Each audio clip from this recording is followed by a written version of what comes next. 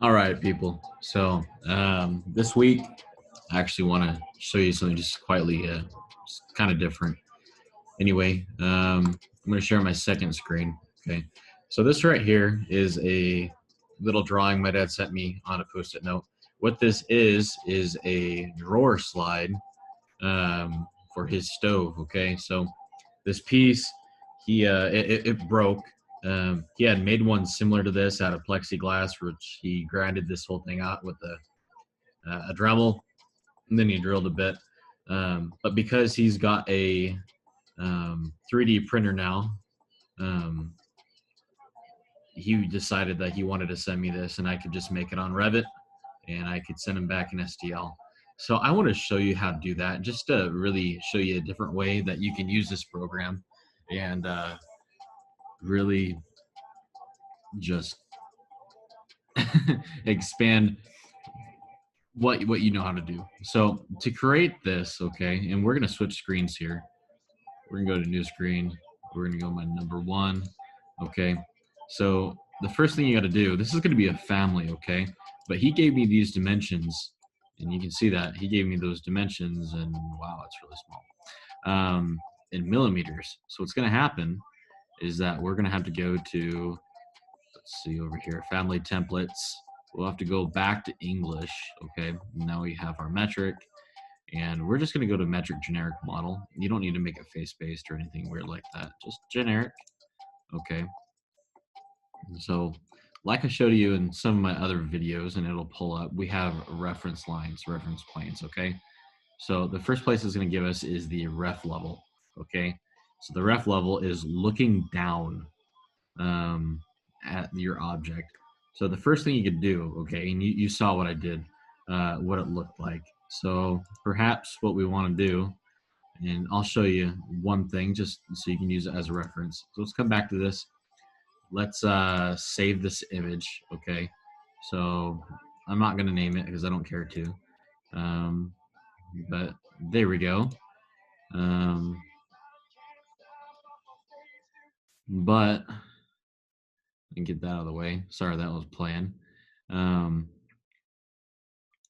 What we're going to do is we're going to go to insert, okay, and you can do image, okay, image not visible on projects.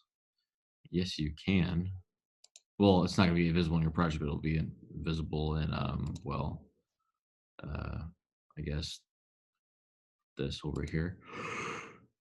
Okay, which one is it? I didn't see it, so let's just check over here real quick. Pardon my. It's going to be the 125, 125, 125. Let's just go over here. Let's go to, interesting. Okay, my computer downloads. It's going to be in here. Wish I could just search it. So that would just be great. So what I'm going to do is I'm just going to take it, drop it, ready to go. It went somewhere. Let's come back to my computer, drop it right there. Nope, didn't work. Oopsie daisy. Desktop, where's my desktop now? Okay, this is it.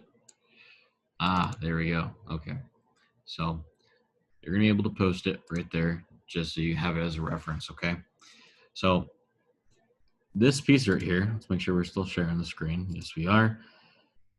Okay, so this piece right here, we would have to make this as an extrusion. Okay, so the first thing you want to do is you want to go to create, you want to go to extrusion. You can choose a square. Okay, I always like to start right here and come out. Just do a random square for right now. And let's see, so he had this as 13 millimeters high. Okay, so over here on our properties panel, we go to extrusion start, that's 0, ref 0, and it's going to go up 13 millimeters. So when you do this, just to make sure it doesn't give you meters, go ahead and do 13 mm, and poof, there you go. It is 13 millimeters high. You can check that in 3D, but I'll show the end product with you. And what you'll do, okay, so we know that it's going to be 16 millimeters wide. I'll push this right here and I'll go, okay, well, 16 millimeters wide. Wow, that's really small, right?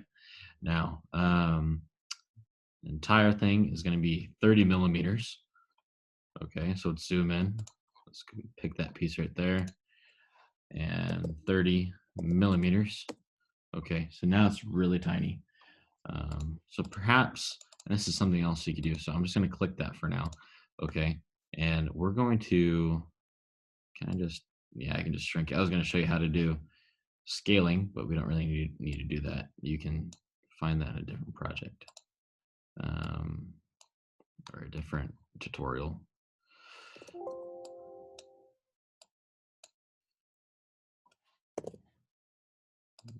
Easier.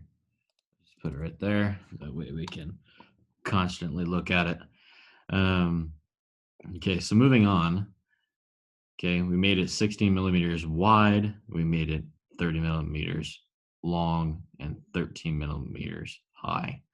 Okay, so if you want, you can click on that 16 by 30, and we know that it's 13.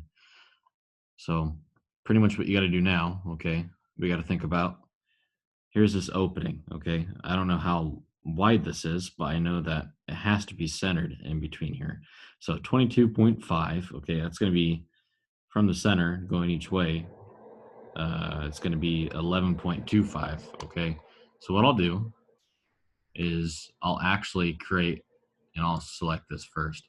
I'll create another extrusion, but it's actually going to be a void form, okay? So you'll click void forms, void extrusion, okay?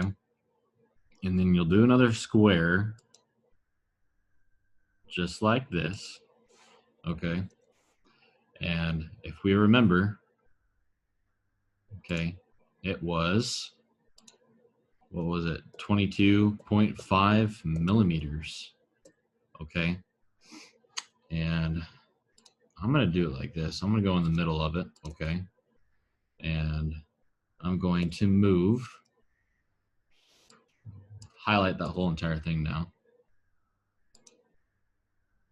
Ooh, there we go, right in the center, okay? Now, if we come back to our photo, okay,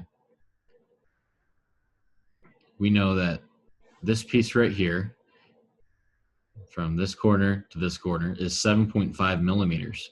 And we knew that this was 13 millimeters. So this is something else you can do, okay?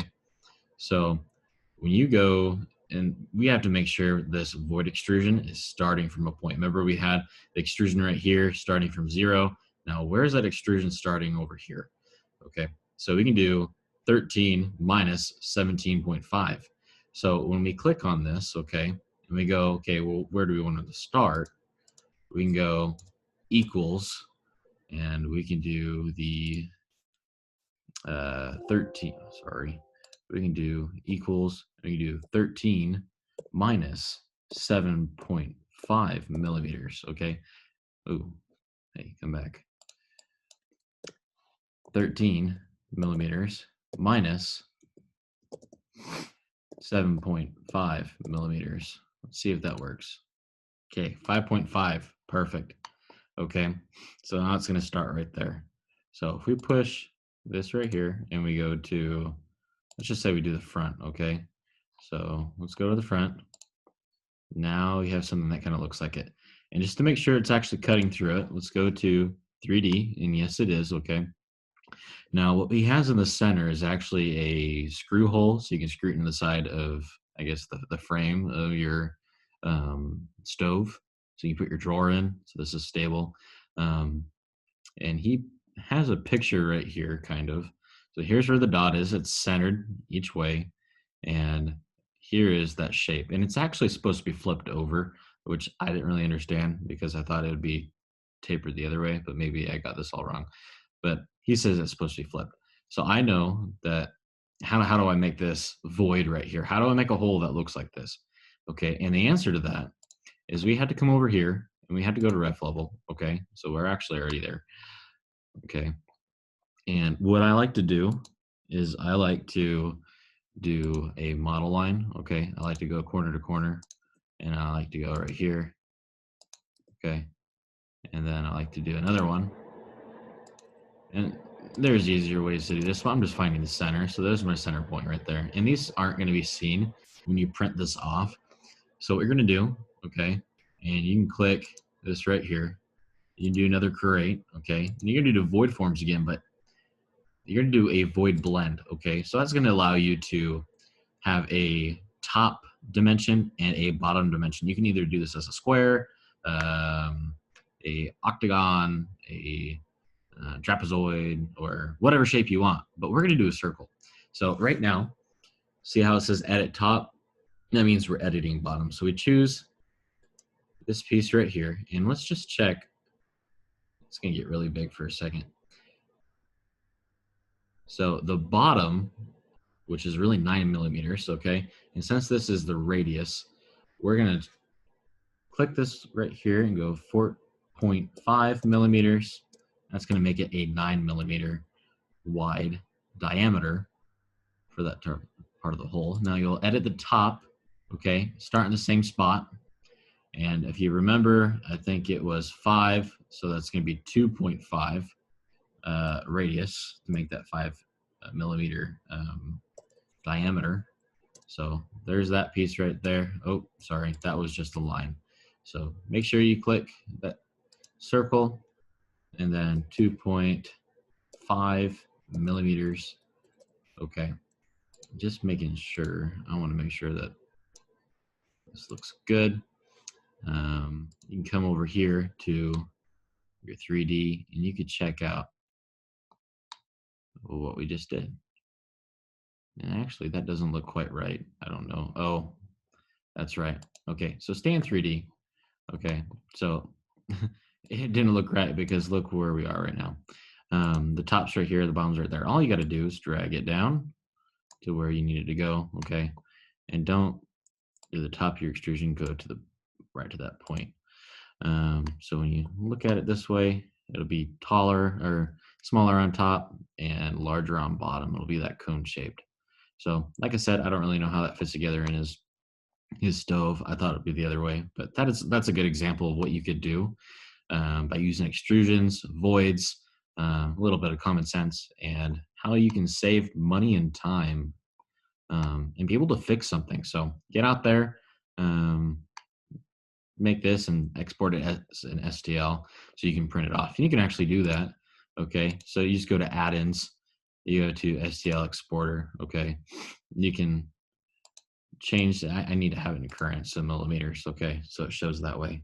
But you can share the color, you can share the coordinates, which we don't need, and you just save it. Okay, it saves as an STL, and then you send it off to your printer. So I hope you enjoyed that. Have a good day.